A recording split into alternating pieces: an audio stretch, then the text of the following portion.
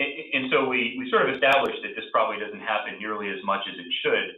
Here at Penn State, broadly across the university, including the College of Medicine, we're sort of trying to do more of this. And there's a structure that you're very much involved in and actually leading within the context of, you mentioned the CTSI and also the Community Engagement Research Corps. So I'm wondering if you might talk a little bit about that and sort of, formally what Penn State is doing and how it's trying to do more of this kind of work. So one of the goals of the Clinical and Translational Sciences Institute, or the CTSI here at Penn State, is to translate science.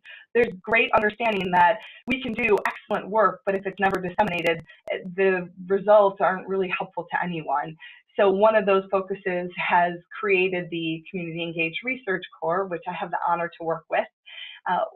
Things that we're doing in order to help promote community engaged research is to try to break down some of the barriers for researchers that present challenges in this type of work. And specifically, that can be for junior researchers trying to understand, well, how do I go about this? How do I incorporate community engaged research into what I want to do? And specifically, how do I do that with a community partner when I don't even know where to start?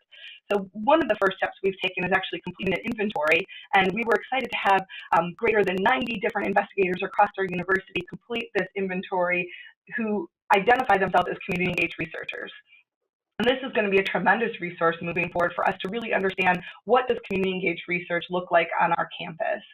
Beyond that, we've developed a series of toolkits for both researchers as well as community engaged projects, which include things like, how do I have my community partner be a part of my study without having to go through the same kind of intensive human subjects protection training that investigators need to go through in order to have approval through our institutional review board.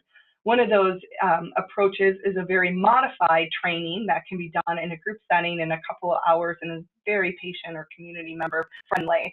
So by creating these tools and identifying community groups that people can work with, we're trying to break down some of those challenges in completing this type of work.